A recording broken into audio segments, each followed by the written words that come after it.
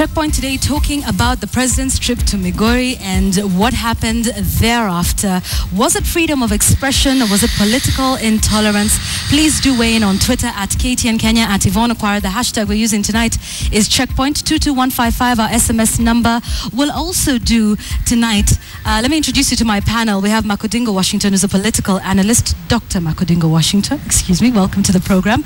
We have Omingo Magara, who's the chair of Multi-Party Democracy, of the Center for Multi-Party Democracy. He's also in PDP and was there and will tell us firsthand what happened. We have Boniface Mwangi, who's an activist, and aptly so, because what we're talking about today is whether activism went too far last week in Migori. Let's start off with your views on Twitter. Ngunjiri Wambugu says, so Boniface Mwangi believes the Katiba allows people to throw shoes at the president. I'm changing channels, no offense. We urge you to stay on and listen to the discussion until the end. He's changing channels now. You're losing me a viewer today. No, listen, Gonjiro Mbogo, it was a shoe petition. They have a right to do that. So the Migori people, paid or not, had the right to express themselves, and that's the way they did. So there's some notes written on the shoe, Bonnie, saying this is what we want. No, you see, it's an insult to say that we are not pleased with the way you're behaving as a president. We are not happy of your appointment in the cabinet. We're not happy that you're ruling this country like you're elected by one part of the country. And so the Migori people are very courageous. So they utilized this document fully. The president, the president is a private citizen as well. Listen, he's a private citizen as well. So you have a right to heckle petition. It's not an offense to heckle the president. Okay. Makodingo? Actually, it is an offense to heckle anyone. No, it's not an offense. The problem with activists like... Tell him to quote the law. Like Boniface is that they quote the law. They quote the Constitution partially. Article 24 of the Constitution limits fundamental rights and freedoms. Yeah, and it says in 24(1), I think D, that when you're interpreting the Constitution and even when you are looking at the document, rights and freedoms must be enjoyed in a manner that doesn't prejudice other people's fundamental rights and freedoms. I have the right to assembly, yeah, like anybody else. That right cannot be infringed by someone expressing their own right of freedom of expression or whatever it is. If you don't like me, stay at home. Don't come to a function that I have organized and heckle me. And if you want to heckle, declare your intent early enough, like they do in the civilized world. So you get arrested. Declare your intent early enough and stay. We will prepare for you a cordon where you can carry placards and shout the way you want. And heckle, but just do it further. But allow me to address my people, the people who are actually there, to watch and listen to me. I beg to respond because I've heckled a president before, Kibaki. And it's gotten you arrested.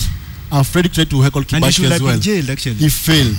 And I was acquitted by the court. Frederick was acquitted by the court because it's not an offense. I've been to court for heckling a president and I was in jail because it's not an offense.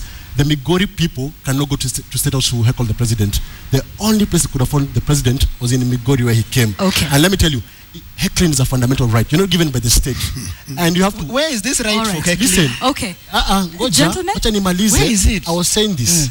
If you have a petition to present to the president and the only place you could find him is at a rally, you have a right to go there. And heckling was the way to go about it. But let me stop you there, Bonnie. Just a moment. Because there was someone who was there and witnessed it all. And that's you, Omingo Magara. Thanks, Yvonne, for granting me this opportunity to share my personal first-hand experience at Migori when I visited. But first and foremost, I expect in this forum we engage with tolerance yet again, so that we don't go the other way, so that if I've got a flaw, please allow me to express myself. So let's not talk at each other, but of course engage. Now, as a party leader of People's Democratic Party, I attended Migori function that was very, very well attended.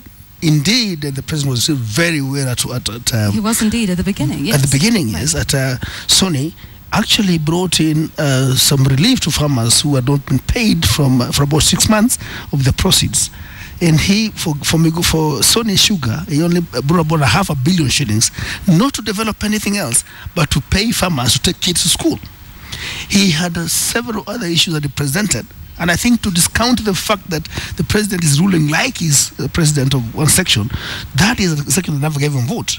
But I want to say this.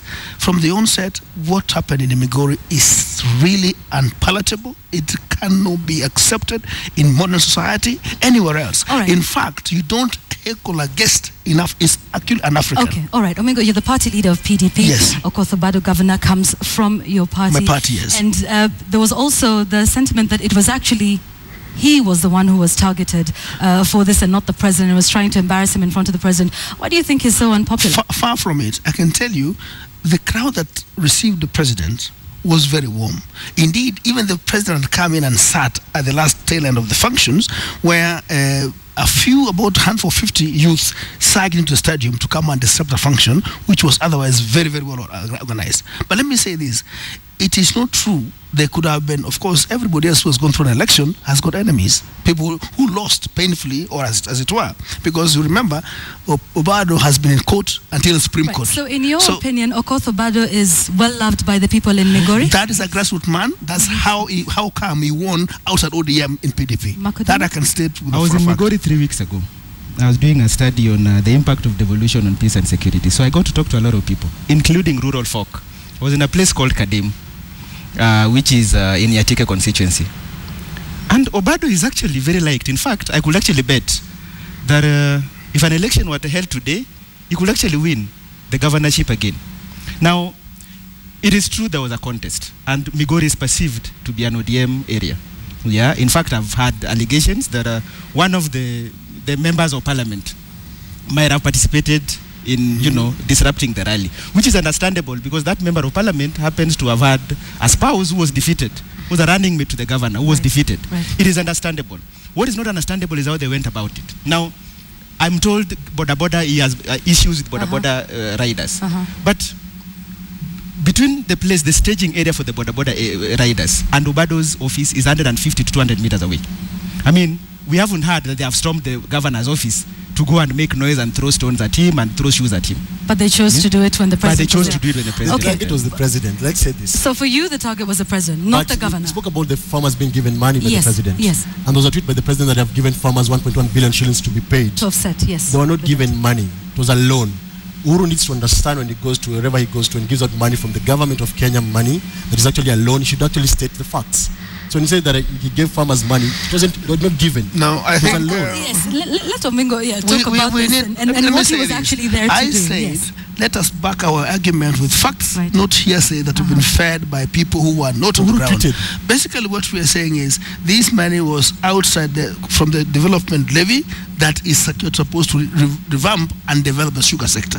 That was not a loan, it was a grant given, and from the time on, the president said, from now, we'll have to increase the sugar prices to be able for the sugarcane farmers to be paid because the sugarcane price has now been improved courtesy of the blockage of the illegal sugar. So the strategies are there in place. The CS Agriculture said the money is a loan to be paid back on 5% interest. Yvonne, I think there is something we should not miss the point. The discussion wasn't the sugar sector. Right. When the president went to Migori, he went to launch a 7 billion shilling a global fund project, that covers malaria, TB, and treated other ailments. Mosquito nets and that sort of thing. Insecticide-treated mosquito nets. I have said this before. When my first posting as a pharmacist was in the Migori District Hospital. I worked there for 6 months. In Luo Nyanza, and in Migori specifically, 70% of the people who come to the hospital, sometimes more, are coming there because of malaria. Malaria is the single biggest issue in Luo Nyanza. All right, and just to hold that thought, and yet for that on social media, everybody said, but he went there to give mosquito nets. In fact, he deserved to be heckled because of that. Work. You see, let the governor distribute mosquito nets and do other things. And what would be so wrong with the president distributing the mosquito nets himself? He should focus on national matters. Now, this is where these people miss. I have a problem with the president for one issue. My biggest issue here, we have 2 GRC report, which hasn't implemented. The president has become a socialite. He's everywhere. All you see him on Twitter and Facebook. He has to remember he's not the first socialite. We had President Moi, who was on radio, TV, newspapers every single day. So he's trying to catch up. Let me tell you, by the way, being busy doesn't mean you're productive. Okay. That's because he Tumbi tweets for the president. Yvonne, the president we are missing a point. We will get Tumbi here for right of reply. We're missing the point. There's a point we're missing. In ITNs, the mosquito nets have been with us for a while now, supported by Global Fund and other partners. The thing is, uptake is still very low, mostly because there isn't supporting structures on the ground to actually get people to take mosquito nets. There isn't sufficient publicity to actually get it out there.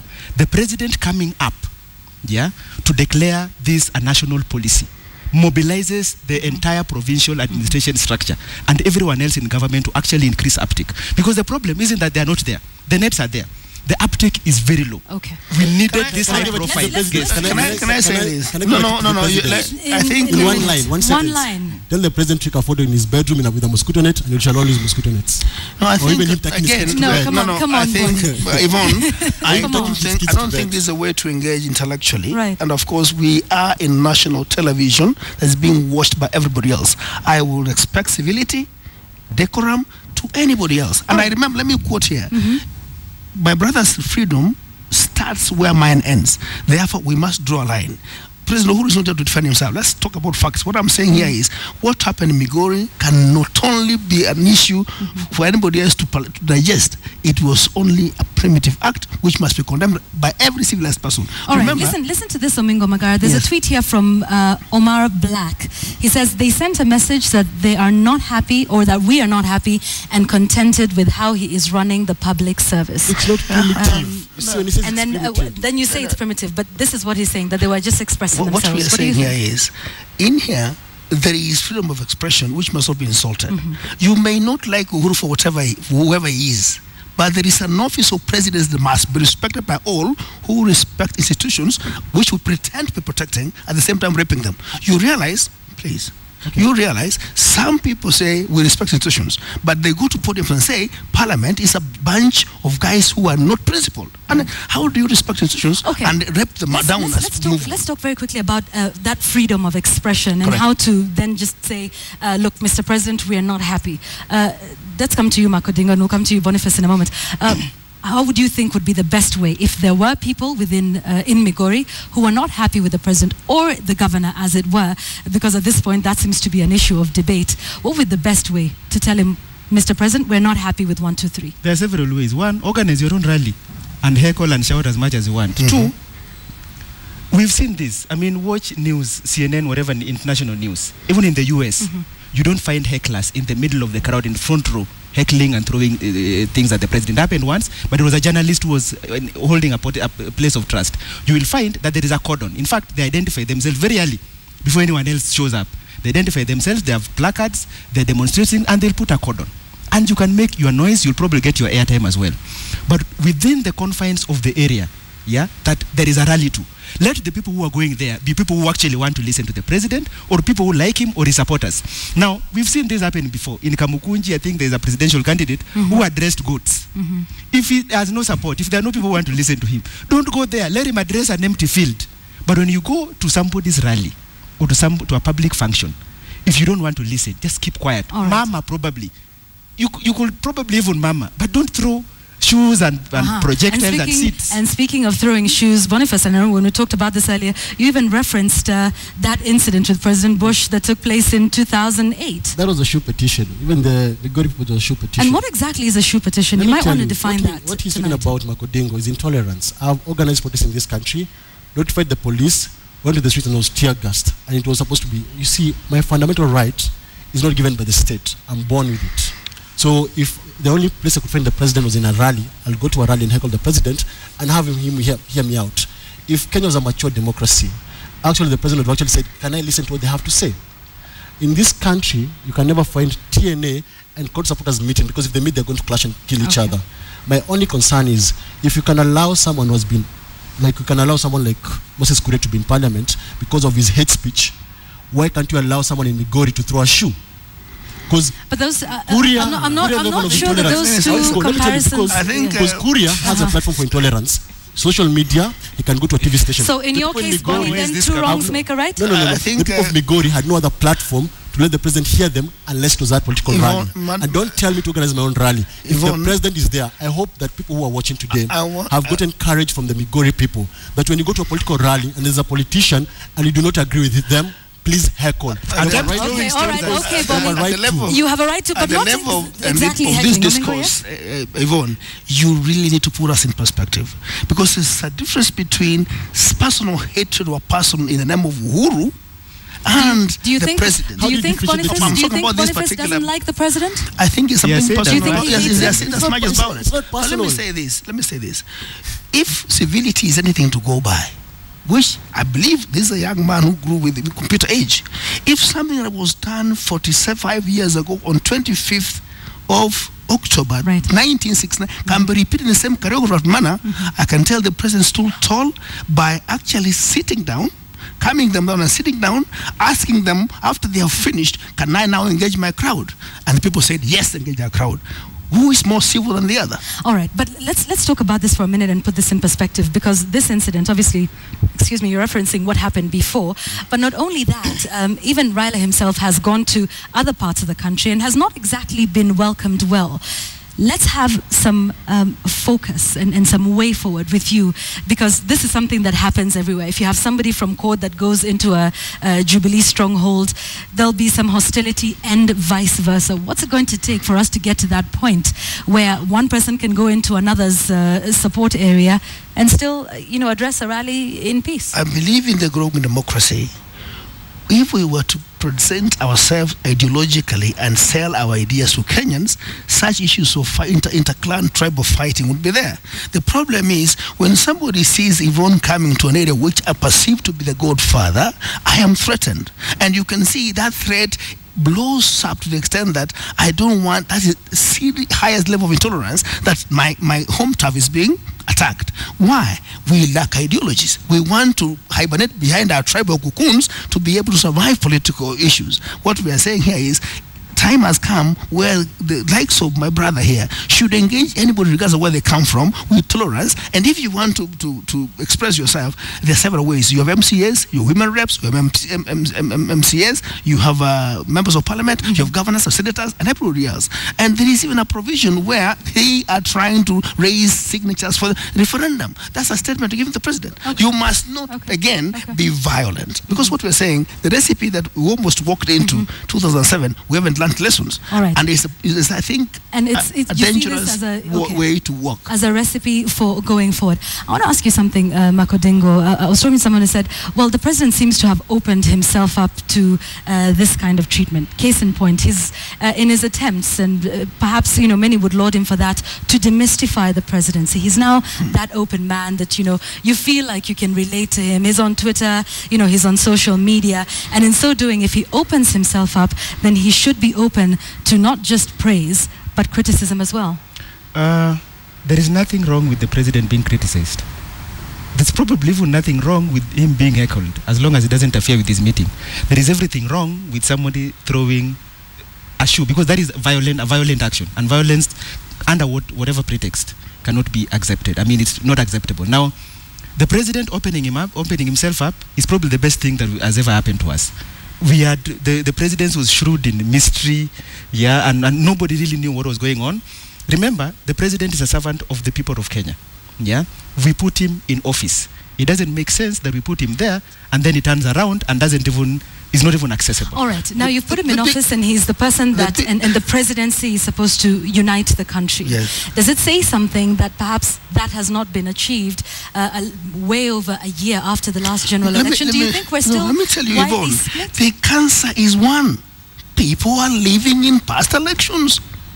I lost elections. Why doesn't the president be the one that says he's going to unify the country? People are desperate to grasp this chance because it's almost flying away from them. If I lost elections and I'm up here, it was not fair. But I must move on. What I'm saying here is people are desperate to get that power because time is running out. And I'm saying the biggest cancer some of us have is living in the past. And I've told a few of them, if you live about the past elections and you lost by 10 votes, trust me, in the next elections, you lose by 20. Morgan Tsvangirai of Zimbabwe is an example. And let me tell you today, Uhuru became a statesman in Migori. Opening up, reaching out to people who either are hostile to him is more of a unifying factor. And we are saying, those who are even shouting loudest are those ones who are outside Migori County. My brother here has worked there and the pain out there. The president has felt that and is going to launch that matter. It may not have been his own function, but he said, as a symbol of unity, let me put my impression on here. And he went, what happens? And he went ahead anyway. Boniface, let's talk about this issue petition. Seems to be a new term that we will now add to our lingo from tonight on Checkpoint. And, I want us to reference that you have made, reference to as well, and that's with Bush. And I think we have a clip of that, if we can just play that for a moment. the journalist who did that faced the law. Was arrested because they don't have the right to do that in Iraq, but they have the right to do that in Kenya. And we're still hard pressed to see where that is. Where is this right? That you must be violent. Okay, all right. Okay. Can Let's I give him a chance. Okay, carry on, Bonnie. You spoke about representation. I said you have MCAs, you have governor senators.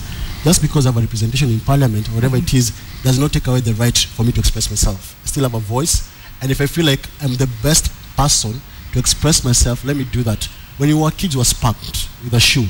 So maybe the guys thought, so you're saying we should be spanking the president? Need spanking. No, maybe someone thought, let me throw this. All right, here's a tweet from Mac Shem. Says the president deserved the shoe. In fact, he can't solve a problem with such a solution. Those are some of the comments that are being made here.